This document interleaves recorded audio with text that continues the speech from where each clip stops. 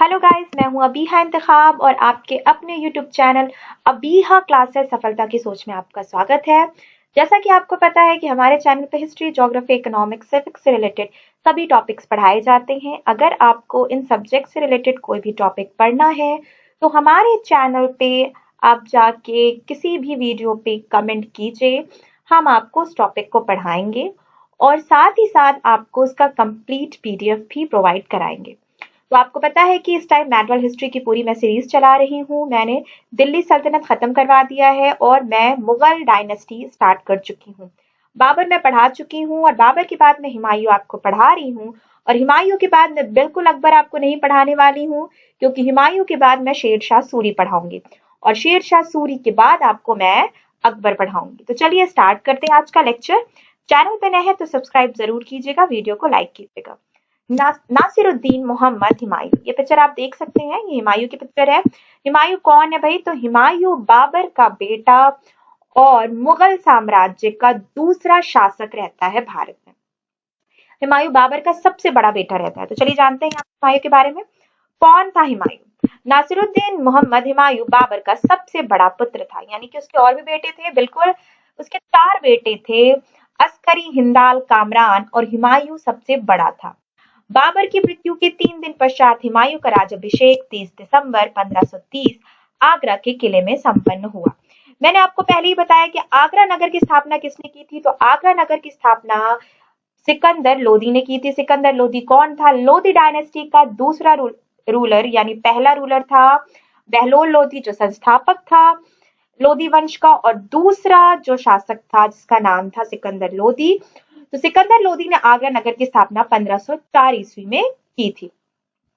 गुलबदन बेगम, ये कौन है भाई? तो हुमायूं की बहन और बाबर की बेटी है और हुमायूं नामा की रचना गुलबदन बेगम ने की थी। बाबर नामा की रचना मैंने आपको बताया था जब मैंने बाबर पढ़ाया है आपको, कि बाबर नामा की रचना जो है वो बाबर ने स्वयं की थी, बाबर नामा की। लेकिन बाबर नामा का फारसी में अनुवाद जो किया वो अब्दुल रहीम खान खाना ने किया, जो कि अकबर के 9 रत्नों में से एक थे। आगे जानते हैं हुमायूं का जन्म कहाँ हुआ था भाई? तो हुमायूं का जो जन्म हुआ था वो 6 मार्च 1508 को काबुल में हुआ था। हुमायूं के 3 भाई कामरान, अस्करी, हिंदाल थे और बहन कौन थी? गुलबदन बेगम, जिसने हुमायूं नामा लिखा था। हुमायूं की माता कौन थी? तो हुमायूं की माता माहम बेगम यानी जो शिया थी और हिरात के हुसैन बेकरा के पुत्री थी। हुमायूं ने गद्दी पर बैठने के बाद अपना सारा साम्राज्य अपने भाइयों के बीच बांट दिया था। ये इसकी सबसे बड़ी प्रशासनिक भूल भी थी। आगे देखते हैं कि हुमायूं जो था भाई बहुत ज्योतिष में विश्वास रखता था ये बंदा। ये 7 दिन, मतलब हफ्ते में 7 दिन होते हैं, 7 दिन अलग अलग रंग के कपड़े पहनता था। हुमायूं का जो विवाह हुआ वो किसके साथ हुआ? तो इसकी माँ भी शिया थी और इसकी बीवी भी शिया थी। इसकी पहली पत्नी जो हमीदा बानो थी तो मरियम उज जमानी बनी। मरियम उज जमानी का मतलब क्या होता था कि जिसका भी बेटा, यानी कई एक राजा की कई बेगमें होती थी, तो जिस भी बेगम का बेटा अगला राजा बनता था तो उसे हम मरियम उज जमानी उसे कहा जाता था। हमीदा बानो 1541 ईस्वी में, ये उस वक्त निर्वासित जीवन व्यतीत कर रहे थे। कौन? हुमायूं, यानी कि कोई राजा वाजा नहीं थे, दिल्ली छोड़ के ये भाग रहे थे अपनी जान बचाने के लिए, निर्वासित जीवन था इनका। तो उस समय हमीदा बानो से इनका विवाह हुआ। हमीदा बानो बेगम फारस के शिया मतवल्लि मीर अकबर अली जामी की पुत्री थी। हमीदन बेगम से 1542 में उसे पुत्र रत्न की प्राप्ति हुई जिसका नाम जलालुद्दीन मोहम्मद अकबर रखा गया। तो यहाँ पे आप देख सकते हैं कि 1542 में जलालुद्दीन मोहम्मद अकबर का जन्म हुआ। आगे देखते हैं शेर खां का आत्मसमर्पण। तो ये क्या है भाई? तो शेर खां वो व्यक्ति है जिसने हुमायूं को चैन से जीने नहीं दिया, या मैं कहूंगी गद्दी पर बैठने नहीं दिया। यही आगे चल के शेर शाह बना, शेर खां।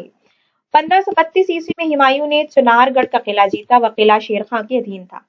शेर खां ने आत्मसमर्पण कर दिया और किले को शेर खां के आधिपत्य में ही रहने दिया। अब देखते हैं दोहरिया का युद्ध क्या है। हुमायूं को कालिंजर आक्रमण गुजरात के शासक की बढ़ती हुई शक्ति को रोकने के लिए करना पड़ा। कालिंजर का आक्रमण हुमायूं का पहला आक्रमण था। ये हुमायूं का पहला युद्ध था जहां हुमायूं समझौते के बाद जौनपुर की ओर बढ़ गया था। देखिए कालिंजर को अजय दुर्ग भी कहा जाता था, कालिंजर का जो किला था। जौनपुर पर महमूद लोदी का राज था। 1532 में दोहरिया नामक स्थान पर महमूद लोदी और हुमायूं के बीच युद्ध हुआ जिसमें महमूद लोदी की पराजय हुई और इस युद्ध में अफगान सेना का नेतृत्व महमूद लोदी कर रहे थे। अब देखते हैं चुनार का घेरा क्या था भाई। तो चुनार का दुर्ग शेर खां के अधिकार में था। शेर खां कुशल कूटनीतिज्ञ था, वो मुगलों के साथ प्रत्यक्ष युद्ध कर अपनी सैन्य शक्ति को खत्म करना नहीं चाहता था, इसलिए उसने हुमायूं के साथ समझौता कर लिया। देखिए यहाँ पे शेरशाह के बारे में एक चीज बता, शेर खां भी तो है, बाद में शेरशाह बनते हैं। तो शेर खां के बारे में एक चीज बताती चलूं कि भाई इनका कोई बैकग्राउंड यानी पिता वता कहीं राजा वाजा नहीं थे इनके। इनका बैकग्राउंड बहुत ऐसी है कि ये एक नॉर्मल सैनिक के तौर पे आते हैं और फिर बाद में ये एक मजबूत शासक बनते हैं, दिल्ली की गद्दी पर बैठते हैं। इनके बारे में मैं कंप्लीट वीडियो बनाऊंगी, अभी मैंने बस आपको बता दिया है। हुमायूं भी गुजरात के शासक बहादुर शाह की शक्ति दबाना चाहता था और जब संधि के लिए शेर खां की ओर से पहल की गई तो हुमायूं ने उसे स्वीकार कर लिया। चुनार का दुर्ग शेर खां को सौंप दिया गया। शेर खां ने मुगल की अधीनता स्वीकार कर ली और 500 अफगान सैनिकों के साथ अपने बेटे कुतुब खां को हुमायूं की सेवा के लिए भेज दिया। हुमायूं शेर खां की चाल समझ नहीं पाया। शेर खां अपनी शक्ति बचाकर बंगाल की विजय करने में सफल हो गया और चुनार का दुर्ग शेर खां को सौंपना हुमायूं की एक बड़ी भूल मानी जाती है। चौसा का युद्ध। आगे चल के शेर खां ने अपनी स्थिति बहुत मजबूत कर ली और यहीं से देखिए चौसा का युद्ध यहीं से तख्ता पलट जाता है। 26 जून 1539 को चौसा का युद्ध हुमायूं से किया। चौसा के युद्ध में हुमायूं की पराजय हुई और चौसा का युद्ध हुमायूं के पतन का कारण बना।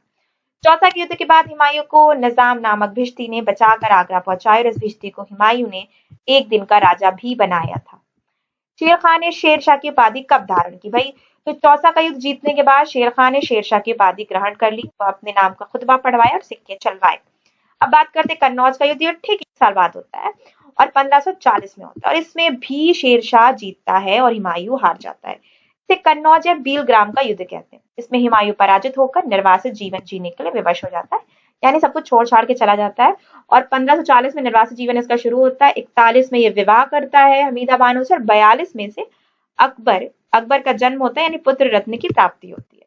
हुमायूं ने 1540 से 1555 तक निर्वासित जीवन व्यतीत किया। इस निर्वासित जीवन में उसका साथ उसके छोटे भाई हिंदाल ने दिया था। हुमायूं ने ईरान के शाह तहमास्प की सहायता पाकर भारत पर पुनः जीतने का भारत को जीतने का प्रयास भी किया। हुमायूं को भाई कब फिर से दिल्ली का तख्त मिला? तो 22 जून 1555 में इसे जो युद्ध हुआ उसमें इसे सरहिंद का युद्ध भी कहा जाता है। यहाँ अफगानी सेना का नेतृत्व सुल्तान सिकंदर सूर और मुगल सेना का नेतृत्व बैरम खान ने किया। बैरम खान एक बहुत इंपॉर्टेंट नाम है।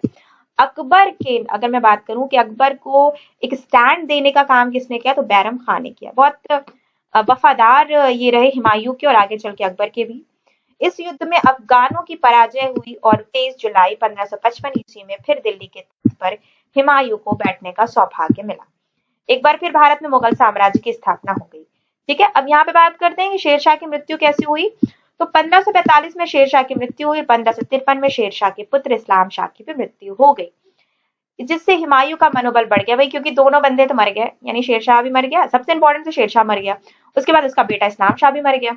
तो अब इसको जो भारत जीतने का इसके अंदर जो एक वो था ना कि मैं भारत में फिर से वापसी करूं, फिर से दिल्ली के तख्त पर बैठूं, तो ये कहीं ना कहीं उसे सपना साकार होता हुआ दिखा और इसका मनोबल बढ़ गया। अब यहाँ बात करते हैं मच्छीवाड़ा युद्ध। तो 12 मई 1555 को मच्छीवाड़ा के युद्ध में हुमायूं ने सिकंदर सूर को पराजित कर दूसरी बार मुगल साम्राज्य की स्थापना की। तो बैरम खान इंपॉर्टेंट है, याद रखिएगा। हुमायूं के लिए इस युद्ध में बैरम खान ने बहुत इंपॉर्टेंट भूमिका निभाई इस युद्ध को जीतने के लिए। हुमायूं ने दिल्ली में पुनः अपने आप को भारत का बादशाह घोषित कर दिया। ठीक है, अब यहाँ पे बात करते हैं इसकी मृत्यु कैसे हुई। तो 24 मई 1556 ईस्वी को दीन पना नामक पुस्तकालय की सीढ़ियों से उतरते वक्त फिसल कर गिरने के कारण हुमायूं की मृत्यु हो जाती है। यानी कि इसकी मृत्यु को युद्ध में लड़ने की वजह से नहीं होती, एक हादसा रहता है। ये जो लाइब्रेरी रहती है उस लाइब्रेरी में जाता है और लाइब्रेरी से उतरते वक्त इसका पैर फिसल जाता है और ये गिर जाता है और गिरने के कारण इसके सर में काफी चोट आती है और इसकी मौत हो जाती है। तो लेन पोल नाम के एक इतिहासकार लिखते हैं कि हुमायूं जीवन भर लुढ़कता रहा और इसके अंत में मृत्यु भी जो होती है वो लुढ़कते ही होती। ठीक है, तो आज का वीडियो बस इतना ही। वीडियो कैसा लगा कमेंट सेक्शन में बताइएगा। अगर कोई भी टॉपिक आपको पढ़ना है तो चैनल को सब्सक्राइब, वीडियो को लाइक कीजिए और कल तैयार रहिए शेरशाह पढ़ने के लिए। थैंक यू दोस्तों।